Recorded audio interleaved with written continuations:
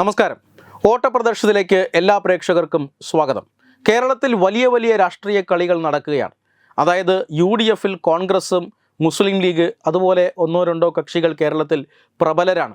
അതുപോലെ തന്നെ LDFിൽ CPM, CPI അങ്ങനെയുള്ള പല കക്ഷികൾ പ്രബലരാണ്.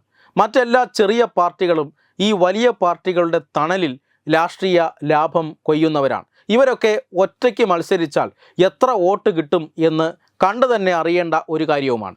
പക്ഷേ ഈ മുന്നണിയുടെ ബലത്തിൽ, മുന്നണി സംവിധാനത്തിൻ്റെ ബലത്തിൽ, ആ മുന്നണിയിലുള്ള വലിയ വലിയ രാഷ്ട്രീയ പാർട്ടികളുടെ ശക്തിയിൽ ഇങ്ങനെ ഈ ചെറു പാർട്ടികൾ വലിയ രീതിയിൽ വളരുന്നുണ്ട്. അവർ അവരുടേതായ രീതിയിൽ സമ്പത്തുണ്ടാക്കുന്നുണ്ട്. ഇതെല്ലാം കേരള രാഷ്ട്രീയത്തിൻ്റെ ഒരു പരിച്ഛേദമാണ്. ഈ അടുത്ത കാലത്തായി കേരളത്തിലെ ഒരു ചെറിയ പാർട്ടി, ഭരണകക്ഷിയിലെ NCPയിൽ ഒരു ചെറിയ പ്രശ്നമുണ്ടായി. ചെറിയ പ്രശ്നമല്ല, ആ പാർട്ടിയെ സംബന്ധിച്ചിടത്തോളം വലിയ പ്രശ്നമാണ്. അത് കഴിഞ്ഞ കുറേ നാളുകളായി ആ പാർട്ടിയിലുള്ളതുമാണ്. അതായത് മന്ത്രി ആരാകണം, സംസ്ഥാന പ്രസിഡന്റ് ആരാകണം എന്നുള്ളതിനെക്കുറിച്ചൊക്കെ വലിയ അടി ആ NCPക്കുള്ളിൽ നടക്കുകയാണ്. ഏതായാലും 1-2 ദിവസങ്ങൾക്ക് മുമ്പ് NCPയുടെ സംസ്ഥാന അധ്യക്ഷൻ PC ചാക്കോ രാജിവെച്ചു. പാർട്ടിയെ ഐക്യത്തോടു കൂടി കൊണ്ടുപോകാൻ കഴിയുന്നില്ല എന്നായിരുന്നു രാജി. എന്താണ് ഐക്യത്തിൻ്റെ പ്രശ്നം? അത് ഒരാൾക്ക് മന്ത്രിയാകണം, മന്ത്രിയായിരിക്കുന്ന ഒരാൾക്ക് വേണ്ടി മാറിക്കൊടുക്കാൻ താല്പര്യവുമില്ല. അതായത് വനം മന്ത്രിയായ AK ശശീന്ദ്രന് കാലാവധി അവസാനിച്ചു. അതായത് 2.5 വർഷം കഴിഞ്ഞു.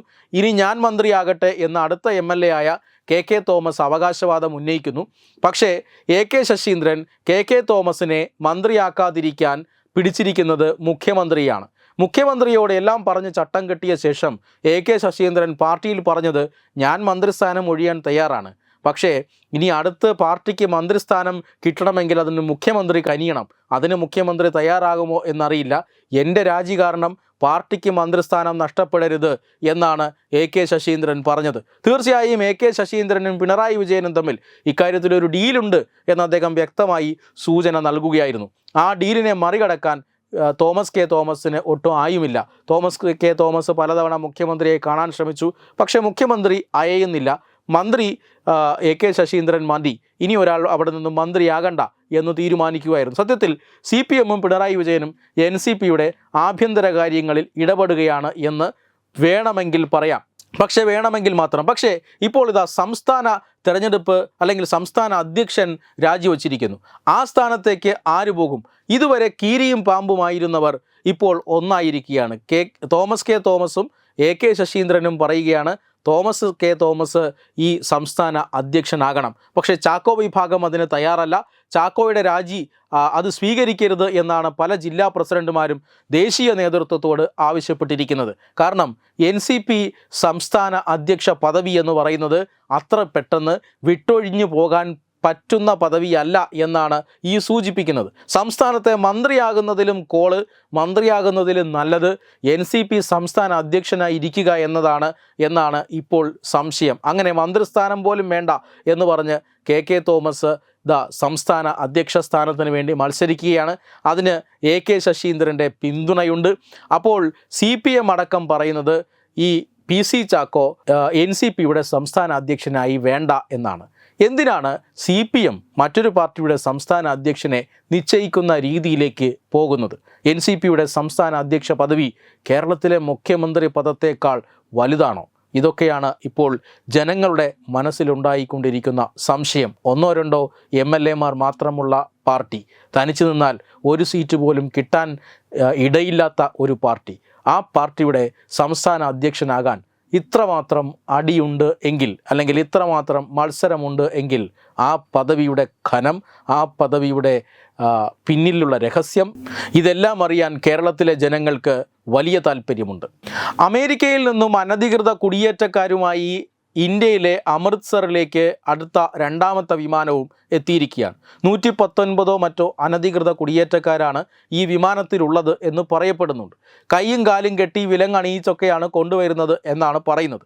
എന്തായാലും ഒരു സംസ്ഥാനത്ത് അനധികൃതമായി കടക്കുക, അവിടെ താമസിക്കുക എന്നൊക്കെ പറയുന്നത് വലിയ ഒരു കുറ്റകൃത്യം തന്നെയാണ്. അവരവിടെ വിചാരണ ചെയ്ത് തലവെട്ടിക്കളയാത്തത് ഭാഗ്യം.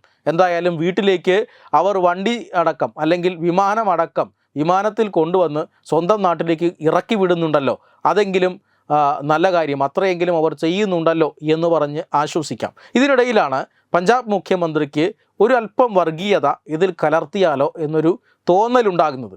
എന്തിനാണ് കേന്ദ്ര സർക്കാർ ഈ അമൃത്സറിലേക്ക് അമേരിക്കയുടെ വിമാനം ഇറക്കാൻ അനുവദിക്കുന്നത്? എപ്പോഴും എന്തിനാണ് അമൃത്സറിലേക്ക് വിമാനം കൊണ്ടുവരുന്നത്? കാരണം അമൃത്സറിനെ അപമാനിക്കാനാണോ? അമൃത്സർ എന്ന് പറയുന്നത് ഒരു വലിയ മത തലസ്ഥാനമാണ്. അമൃത്സർ ഒരു പുണ്യ നഗരിയാണ്. ആ നഗരിയിലേക്ക് എന്തിനാണ് ഇങ്ങനെ അടിക്കടി അമേരിക്കൻ സൈനിക വിമാനം വന്നിറങ്ങുന്നത്? പഞ്ചാബിലെ സിഖ് മതസ്ഥരെ അപമാനിക്കാനാണോ എന്നൊരു ചോദ്യം ചോദിച്ചു. ഒരു ഗോൾ അടിക്കാമെന്നാണ് വിചാരിച്ചത്. പക്ഷേ അതിന് കൃത്യമായി കേന്ദ്ര സർക്കാർ ഇപ്പോൾ മറുപടി പറഞ്ഞിരിക്കുകയാണ്. അവർ അമേരിക്കക്കാർ സ്വന്തം വിമാനത്തിലാണ് ഈ അനധികൃതമായി കടന്നവരെ നാട്ടിലേക്ക് എത്തിക്കുന്നത്, സ്വന്തം ചെലവിലാണ്. അങ്ങനെ ആയപ്പോൾ അമേരിക്കയിൽ നിന്ന് പറന്നെത്തിയാൽ ഏറ്റവും അടുത്ത വിമാനത്താവളം അത് അമൃത്സറാണ്. അതുകൊണ്ടാണ് അവർ അവിടെ കൊണ്ടിറക്കിയിട്ട് പോകുന്നത് എന്നൊരു ഉത്തരമാണ് ഇപ്പോൾ കേന്ദ്ര സർക്കാർ ഭഗവത് മന്നിന് നൽകിയിരിക്കുന്നത്. വെബ് ഡെസ്ക് തത്തുമൈ news. Edubix online executive education. Focus physiotherapy centre പട്ടം.